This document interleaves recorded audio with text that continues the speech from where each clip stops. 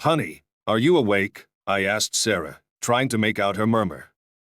She barely stirred, and I continued, Can I ask you something? How come, after nearly 25 years together, you've suddenly become so much better in bed? Still half asleep, Sarah mumbled, I've always done it for you. I watched her, relaxed and curled up in a fetal position, hugging her extra pillow with her back to me. Yeah, you have, but you never seem to enjoy it, I pointed out. What's with this sudden change? Sarah rolled over, still clutching the pillow, and flashed a playful smile with those beautiful blue eyes of hers. Well, I didn't hear any complaints from you, she said. I smiled back at Sarah, my closest friend and the woman I'd admired since we met at that backyard party over 20 years ago. I'm not complaining now, I said, I'm just curious. Why, after letting me do it in your mouth twice before we got married and then never allowing it again, have you let it happen twice more in just 1 week after 25 years? Sarah was fully awake now and asked, What's bothering you? I'm just asking a simple question, I replied. For 25 years, you've done this without much enthusiasm. It's always felt like a chore. But tonight, you did something completely different. I'm just wondering where this sudden enthusiasm is coming from. Sarah got out of bed, hands on her hips, glaring at me. If you'd rather, we can go back to the old way, she snapped, her anger rising. No, I'm really enjoying your improved skills, I said. Then, hoping to get under her skin, I added, You're almost as good as some of my old college girlfriends. Sarah's face flushed red with anger, but before she could respond, I continued, But you still haven't explained why your skills have improved. Did you read something, talk to your friends, or maybe have some practice? What are you accusing me of? Sarah demanded, her fury clear. I'm not accusing you of anything, I said calmly. I just want to understand. You've always disliked giving me oral throughout our relationship, and suddenly, it seems enjoyable. I'm curious why. Sarah grabbed her pillow and stormed toward the door. As she left the bedroom, she yelled back, You don't need to think about it anymore because I won't do it again. Sarah was halfway down the hall, heading for our guest room when I called out from the bedroom, I guess I'll find out the truth tomorrow. What do you mean by that? She shot back. I said slowly, the private investigator I hired almost 6 weeks ago has finished his report. I'm meeting him in the morning. I have a feeling that your newfound skills will be a significant part of that report. As I closed and locked the bedroom door, I saw Sarah's jaw drop. Her knocking, crying, and pleading continued for over an hour while I lay in our king-size bed, crying into my pillow. Sarah and I usually wake up early, so to avoid talking to her, I set my alarm for 3 a.m. I quickly dressed in gym clothes and left the house. My workout that morning lasted 2 hours and left me utterly exhausted. After showering, I changed into clothes that I had packed in my car the day before. I pulled into my favorite breakfast spot just before 6 a.m. It's conveniently located just 2 blocks away from my office.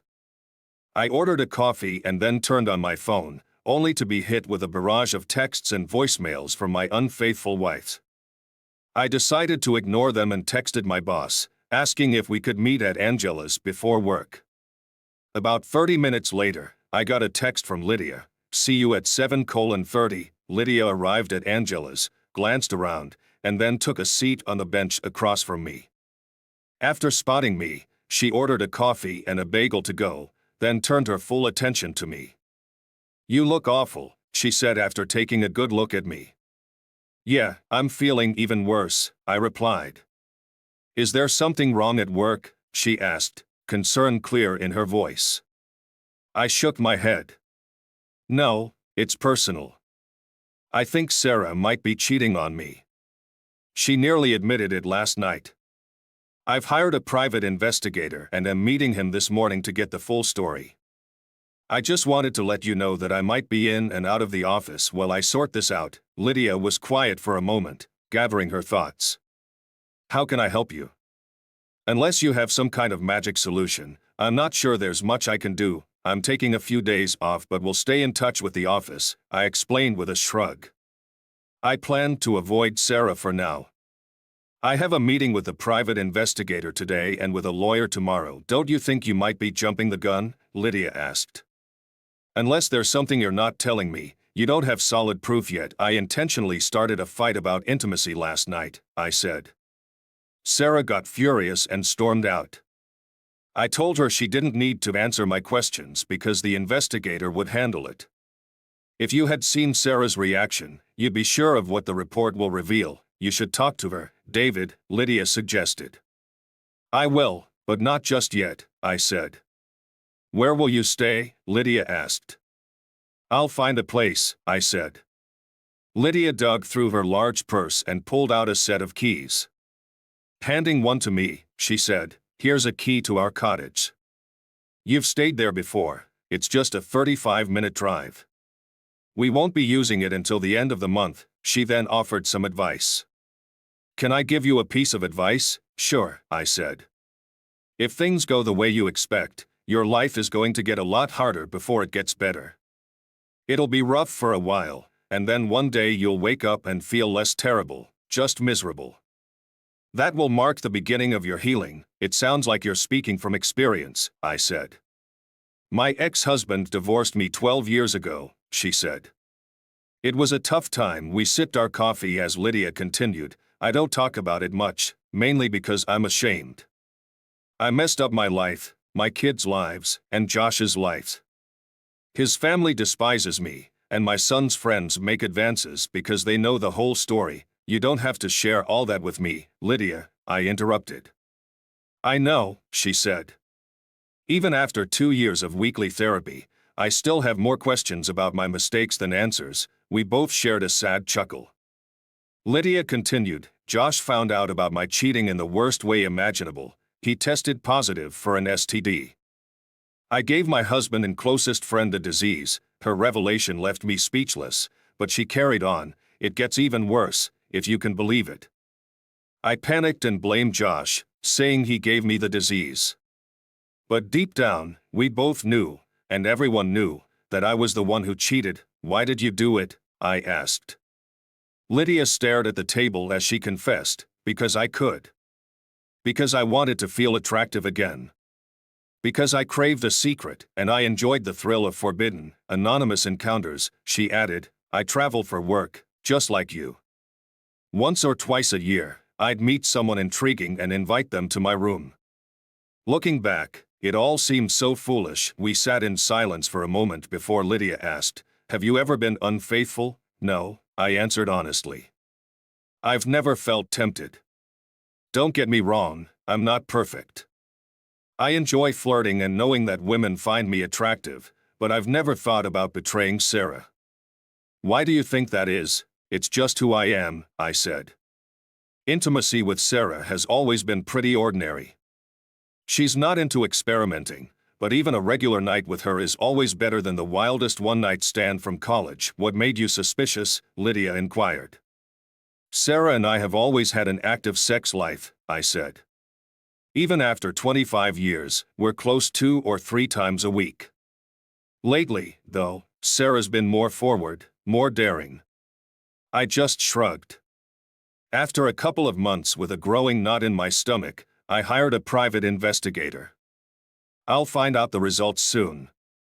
I have a feeling Sarah might end up calling the office looking for you. What should we tell her? Lydia asked. Just let her know I'm taking some time off and won't be back until next week, I replied. Lydia picked up the bill and her bagel, then gave me a tight hug. Stay strong. If you need anything, just let me know. My daughters, Emma and Sophia, were both in their 3rd year at the University of Connecticut. Emma, born 9 months before Sophia, had skipped 4th grade, so they graduated high school together. Emma was studying electrical engineering, like me, while Sophia was majoring in chemistry with plans for a medical career. I managed to get in touch with Sophia earlier and asked her and Emma to meet me later in the day, without telling their mom. Dad, what's going on? Mom's been calling non-stop, and she must know we're avoiding her, Emma said as I hugged her and kissed Sophia's cheek, leading them to a quiet corner in the student union. You don't look so good, Dad, Emma remarked. I chuckled, realizing those were the same words Lydia had used earlier. Yeah, I've heard that before, Sophia then said. Just tell us, Dad. We're worried. What's happening? I had rehearsed what to say, but when the moment arrived, I found myself at a loss for words. Instead, the tears I'd been holding back since my meeting with the private investigator began to flow. Both girls immediately jumped up and hugged me tightly, offering comfort until I could regain my composure. I hate to tell you this, I finally managed, but I'm going to file for divorce from Mom. She's been having a long-term affair with a coworker, Emma began, but Dad, are you? Her words trailed off. Yeah, sweetheart, I'm sure, I reassured them. Emma looked shocked, and Sophia began to cry. Emma then spoke up again. Dad, I need to see the proofs. I know you wouldn't lie, but I need to see it. Earlier, I had picked out one of the less disturbing photos from the investigator's report. I showed them a picture of their mom and James Carter leaving a house their real estate firm was selling. They were kissing on the front porch. As they examined the photo, Emma said, Dad, sweetheart, I have photos, videos, texts, and emails. I interrupted. I won't show you any of it, but I've seen it all. It's awful. Both girls were now sobbing. Are you really going to divorce Mom? Sophia asked through her tears. At this point, I don't see any other choice, I admitted, brushing aside their objections.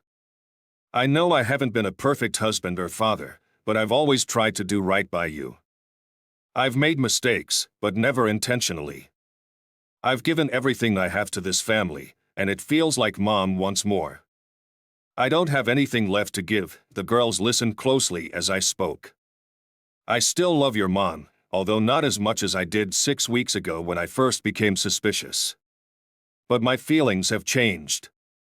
I don't like her much anymore, can't trust her, and I can't imagine ever trusting her again. The worst part is that she's lost respect for me. She's been belittling and humiliating me in ways that are unbearable, and she seems indifferent. There was a brief silence before Emma's phone rang. We saw Mom's name on the screen. Don't answer that, I told Emma. Before I could say more, Emma grabbed her phone and answered sharply, Sorry, Mom, but we're busy comforting Dad, who's heartbroken. If you need someone to talk to, call your affair partner. Sarah's frantic shouting was audible as Emma ended the call. When the phone rang again, Emma immediately turned it off, and Sophia followed suit. I'm sorry you're caught in the middle of this mess, I said to them. Your mom is still your mom. She loves you, even if things are tense between you right now. You still need to treat her with respect. As the girls began to protest, I raised my hand. I'm not asking you to forgive her for what she's done or the damage she's caused. But we all need to find a way to move forward. She's your mom, flaws and all, just as you need to accept me for who I am. After leaving the Yukon campus, I stopped at a burger joint for some food and a much-needed craft beer before heading over to my parents' house. I rarely visited them unannounced, so as I sat in their driveway collecting my thoughts, I noticed their front door open. Dad stepped out onto the front stoop, followed by Mom.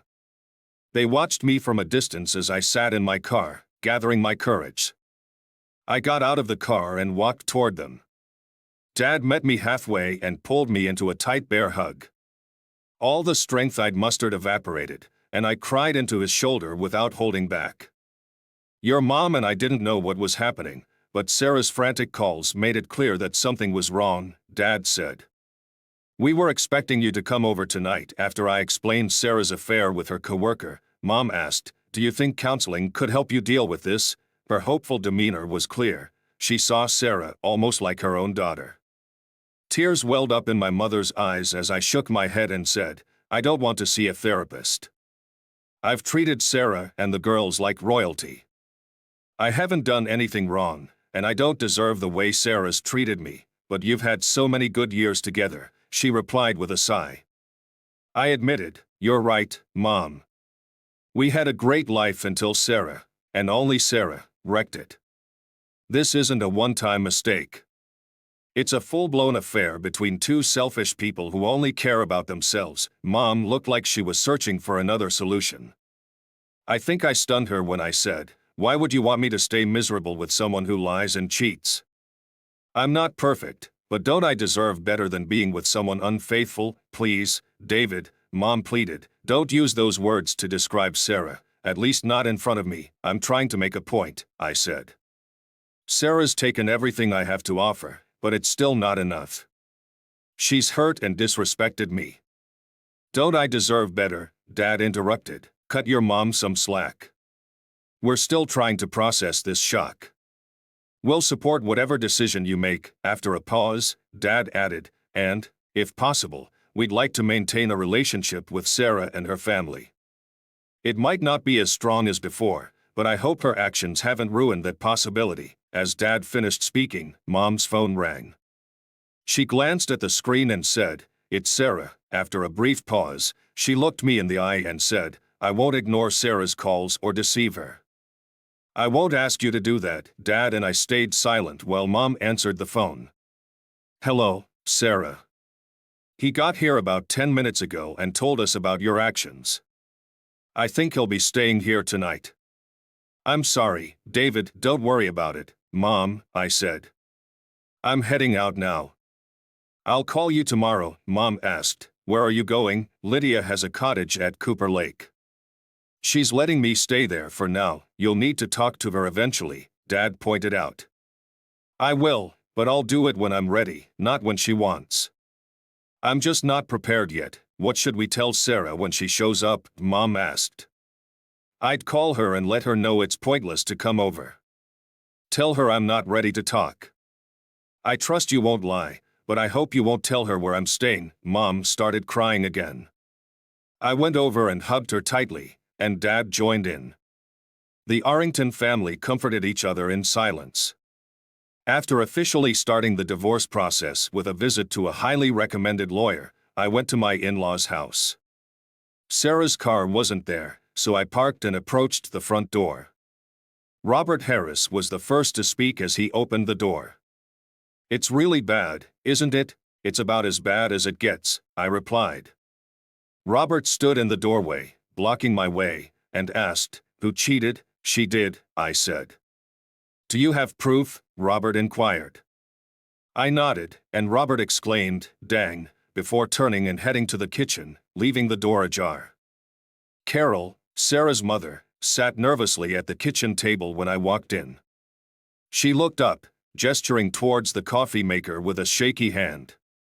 "There's fresh coffee," she offered. I poured myself a cup in silence, while Robert grabbed a bottle of Jack Daniels from the cabinet.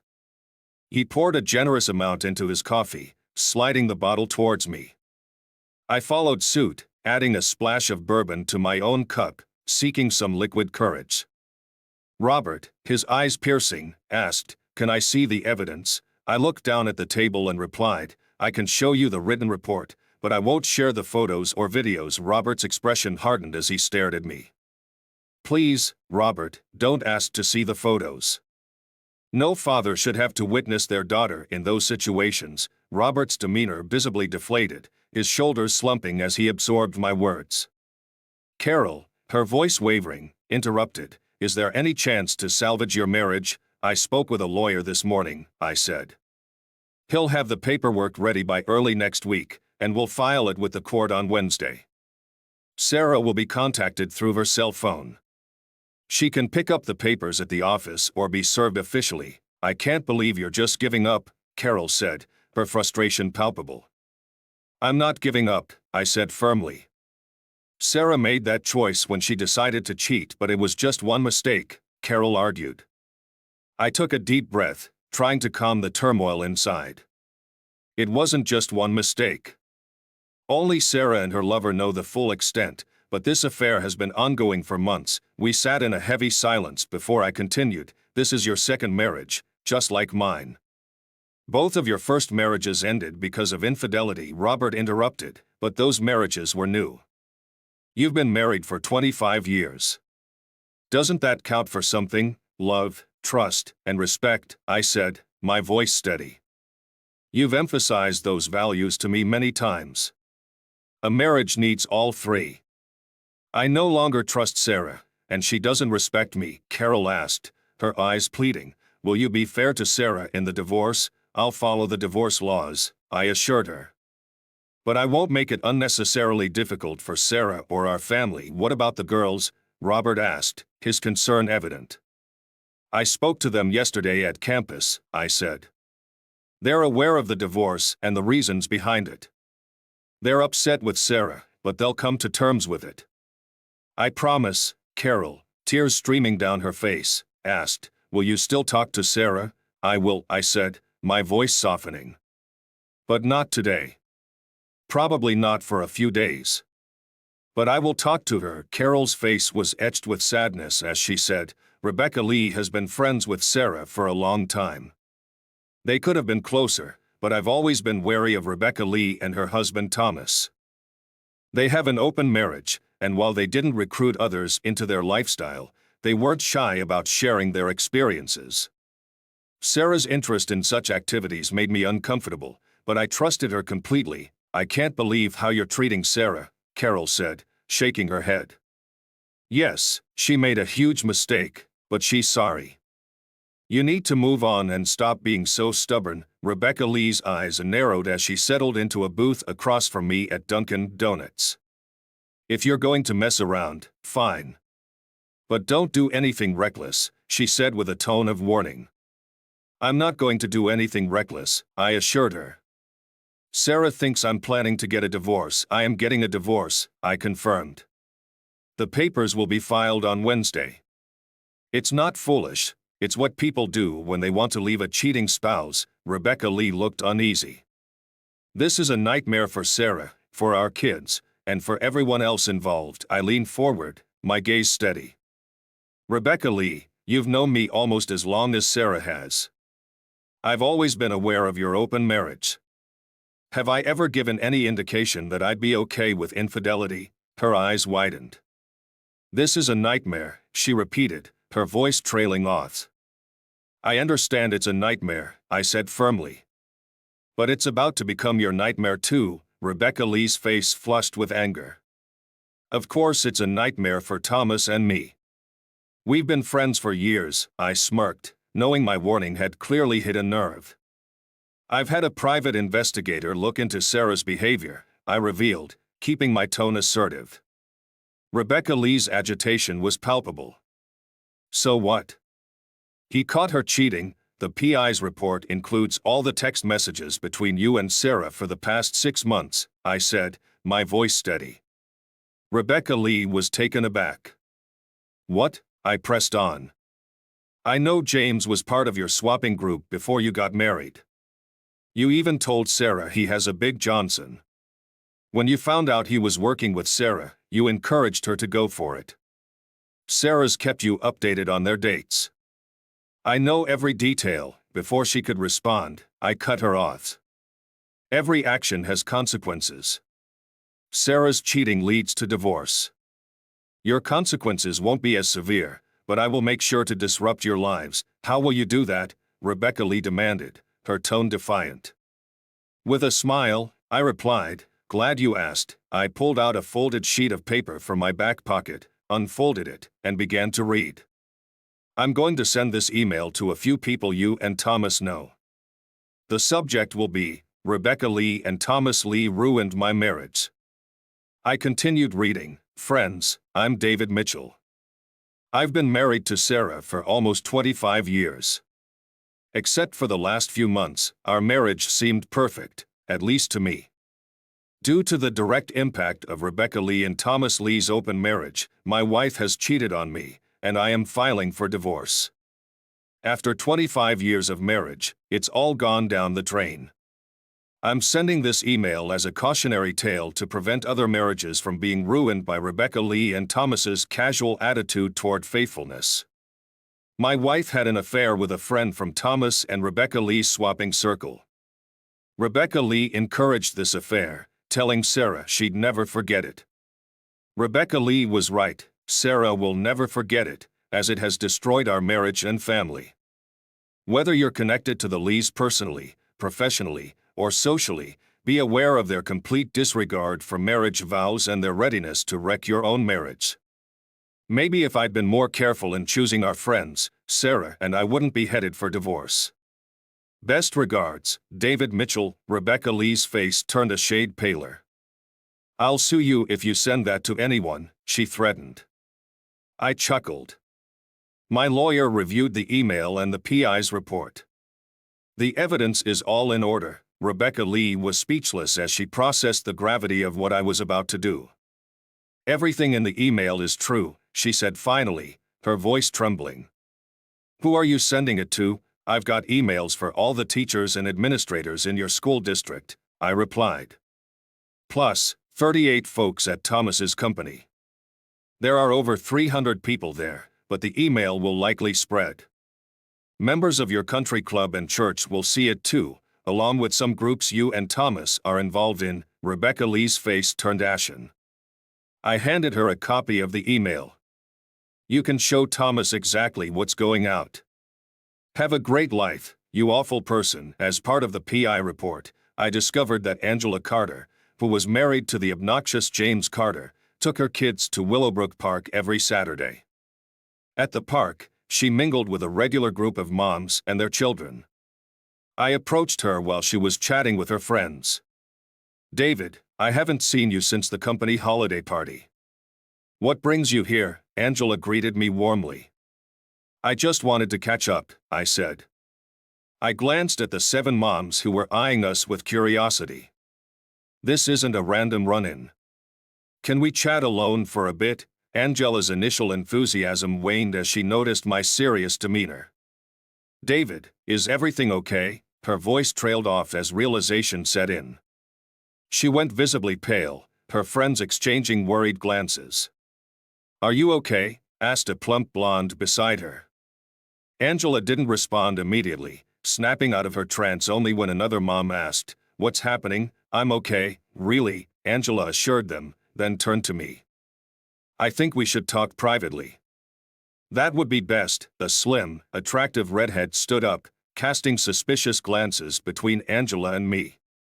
David, this is my protective cousin, Aggie. Aggie, meet David Mitchell. He's married to someone who works with James. I think he wants to chat about some issues, I suggested. Aggie, how about Angela and I head to the picnic table under that tree? It's private but still nearby. Angela stared at the ground, tears silently streaming down her face as she rose to her feet. Aggie rushed to her side, embracing her tightly. They both cried together. When they finally separated, Aggie's anger had softened to sadness, and she noticed my own tears. I'm not just delivering bad news, I said to Aggie. I'm caught in the middle of this mess with your cousin. Aggie walked alongside Angela as she stopped a few steps later and turned to Aggie. Can you take the kids home with you? She asked. Sure thing, Angela, Aggie replied. And if necessary, can they stay over for the weekend? Aggie gave a sad smile and nodded. Seated across from each other at the picnic table, I asked, How long have you been aware of this? Angela sighed deeply. Unfortunately, this isn't new territory for me.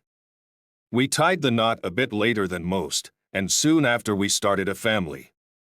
After our second child, James got a vasectomy. His first affair cropped up within 6 months, and the second followed a year after our first confrontation. This is the third strike, I said, trying to make sense of the turmoil I was feeling. I've had a hunch that something was off for about a month now. I know it's time to divorce Sarah, but I keep doubting myself. Can you shed some light on why you stayed with James after his first 2 affairs? Angela sighed deeply. It was mostly for the kids. Well, entirely for them, really.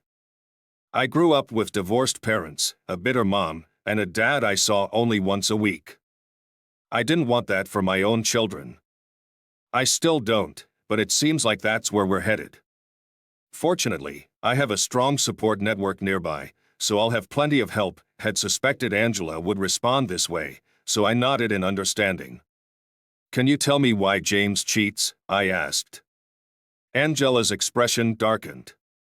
He thrives on the excitement of corrupting good girls. I was pretty innocent about closeness when I met him. James was both my lover and teacher. He set rules and rewarded me when I followed them. I liked being his naughty partner, but only within a loving, faithful marriage. Do you have any evidence? Angela asked, handing me a thick envelope. I took it and said, I suggest giving this to your lawyer and avoiding looking at it yourself. Most of James and Sarah's conversations are hurtful. There's nothing there except pain. Angela's eyes softened with empathy. What made you suspicious of Sarah? I chuckled, shaking my head. It seems James had similar expectations for Sarah. Like a loyal pup, she learned the tricks and shared them with me. I've decided to stay at Aggie's place for the weekend, I said. I know it's a big ask, but could you drive me home so I can pack for a few days? Angela hesitated before warning me. James will be there. I'm not worried about your lousy husband, I assured her. I'm happy to take you home. After sorting things out with Aggie, Angela and I headed to my car. The drive to her house was quiet. When we reached her street, Angela pointed to an SUV parked on the side and instructed me to stop there. Following her directions, I parked next to the truck and watched as Angela signaled to the driver. She then pointed out her house, a white colonial 5 houses down on the left. As I pulled into the driveway, the SUV followed. James was in the front yard, mowing the lawn. Things unfolded quickly. James waved to Angela as she got out of my car. 2 women quickly exited the SUV, flanking Angela and guiding her to the front door. A big man followed behind, standing guard at the entrance. After they went inside, an older man emerged from the SUV just as I stepped out of my car. He approached me, extending his hand. I'm Larry Green. Angela is my daughter. I leaned against the front of my car, hands on the hood, watching as James approached. David Mitchell, he said, looking visibly shaken. What's Angela doing with you? I ran into her at the park this morning, I replied. I had some important information to share with her from my private investigator. Before James could respond, Larry interjected, You scum. You've just lost the only good part of your sorry life. James, clearly flustered, yelled, This is all garbage. He then rushed toward the front door, shouting, Stay out of my way, Georgie. I assumed Georgie was the big guy sitting on the steps. Georgie didn't budge, remaining solid as a wall until James attempted to push past him. With swift precision, Georgie stood up, shoved James back, and sent him sprawling onto the ground. Larry gave me a questioning look. It looked like James slipped, I said with a hint of amusement. Larry nodded, his expression unchanging. Yep, sure did. James struggled to regain his footing and, once upright, glared at me. It's all your wife's fault. She came after me. Everyone knows she's just public property. I won't argue with you there, James.